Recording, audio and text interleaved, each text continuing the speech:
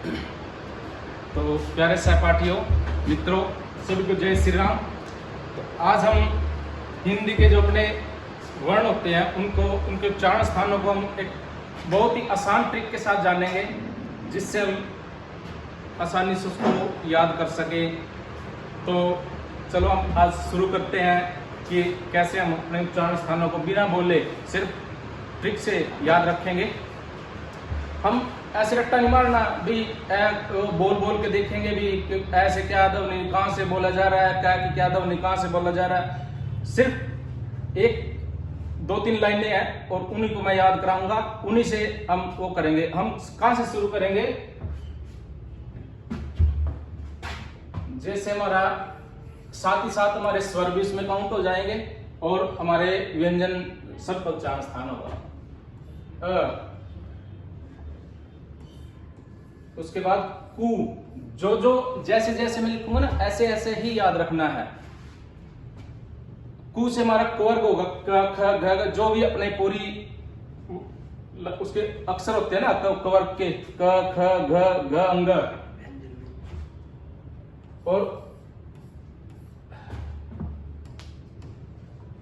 ये हमने जो 2 डॉट्स लगाई है ना, ये है विसर्ग, अ कु ह और विसर्ग। इसमें हमें ए का क्या उच्चारण स्थान है, कवर्ग जो पूरा कवर्ग है उसका क्या उच्चारण स्थान है का क्या उच्चारण स्थान है, इसको हम याद करेंगे।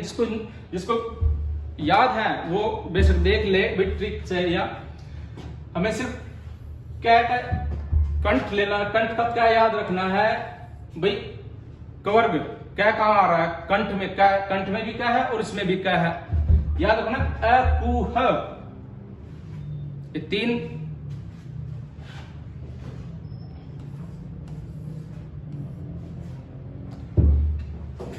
कैसे याद रखेंगे? अकुह, अकुह कंठ, कंठ कैसे, कंठ का क्या और कु का क्या, अकुह। ये सिर्फ ये तीन अक्षर याद रखने हमने, अकुह कंठ, उसमें कंठ। उसके बाद हम आ जाएंगे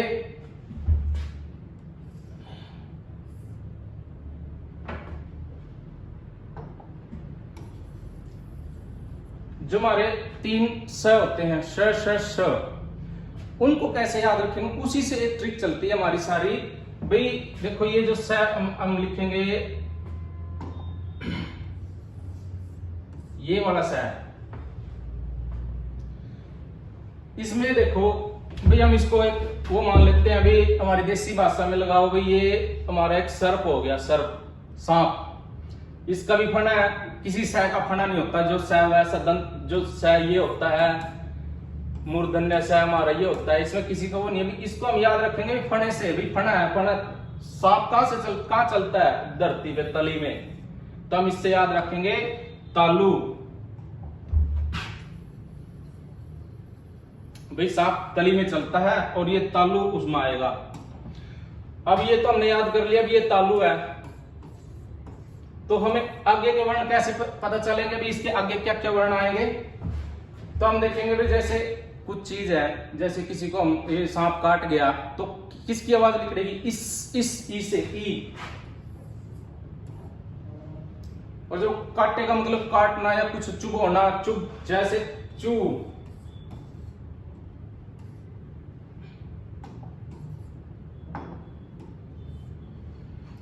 ई चू ये 3 वर्ण फिर याद रखने हमने। पहले क्या थे, अकु है, अब आगे ईचुय। ईचुय के साथ हमारा फणे वाला सांप, तली वाला सांप, तो ये जितने भी वर्ण है वो तालु। अब आ गया हमारा दूसरा स,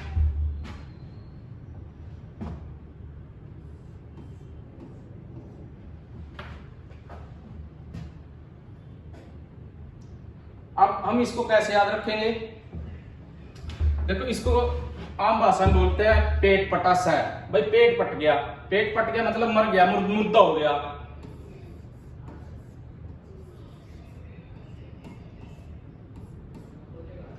जिसका पेट पट गया वो क्या हो गया, मुर्दा।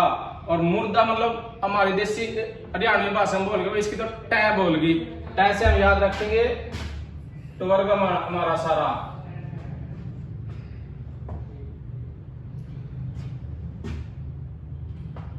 और इसके साथ हमने ये 3 वर्ण याद रखने हैं, री टू र।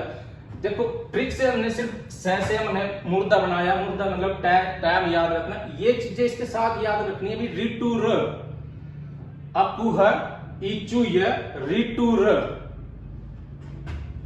से याद हो गया भाई, जिसका पेट पट गया, मुर्दा हो गया भाई, मर गया वो, और उसकी तो टै बोलगी। टै से हमने ये टी याद रखना है।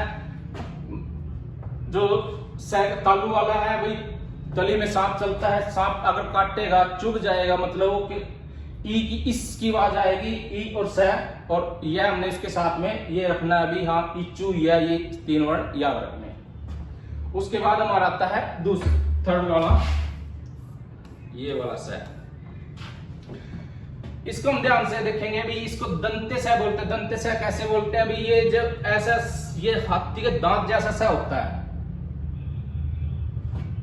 भी, हाथी दांत ऐसे ही तो होता है, और उससे हम बोलते हैं भी दंत भी। जिस स का हाथी के दांत की शेप है ऐसी, वो हमारा दंत्य स है। और दंत से हम याद रखेंगे भी, दंत में क्या है, तय या तय। तो हमने ये उठा के रख लेना अपना, ये अपने ट्रिक में लवी। अब इसके साथ 2 वर्ण और जुड़ेंगे। वैसे संस्कृत में आता है ये, हिंदी में नहीं आता। लरी हिंदी में आता है ल। याद रखने के लिए सिर्फ कर लो ऋतु, अपु ह, इचु य, ऋतु र, ऋतु ल। तो इनके साथ कौन सा आएगा, दंत।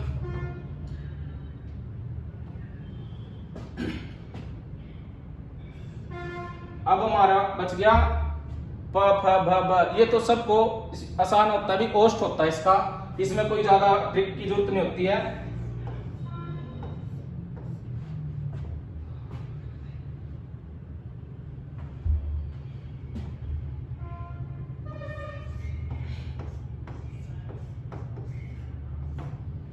वैसे संस्कृत में एक और होता है उपद्यमानीय। उपद्यमानीय बोलते हैं जो ये होते हैं ना, जो ऐसे किसी के ऊपर वो लगा देते हैं, जैसे डॉक्टर, उनको उपद्यमानीय बोलते हैं। तो ये थी हमारी शॉर्ट सी ट्रिक, जिससे हमने याद किया भाई। देखो अपू है, कैसे हमने क्या लिया, कंठ। कैसे, कंठ, अपू है, ये साथ में याद रखने हमने। और विसर्गे, ये विसर्गे जिसके पीछे लगी उसका मतलब कंठ उसका आएगा। और एक जो बहुत ही रेयर आता है ना, मतलब जिसको हम याद नहीं कर पाते, वह होता है वह।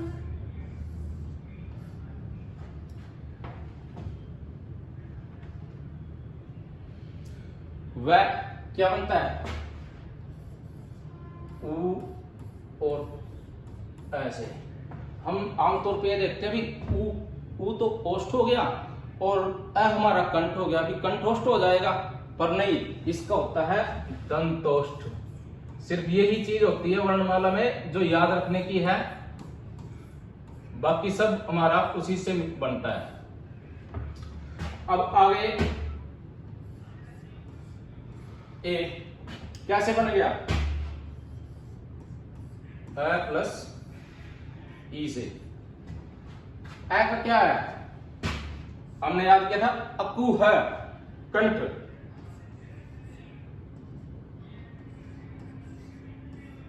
और ई को इचू ये, चुभने से, चुभे, सांप वाली ट्रिक याद करनी है भी, तालू। तो हमारा ये ए का क्या बनेगा, कंठ तालु।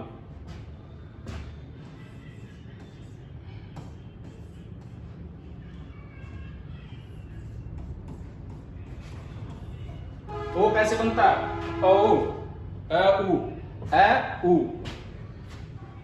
ए का हमारा फिर वही कंठ,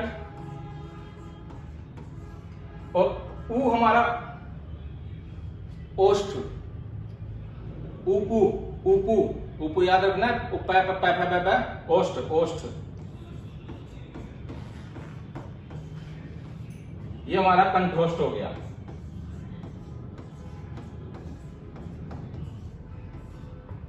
ये हमारा कंठ तालु।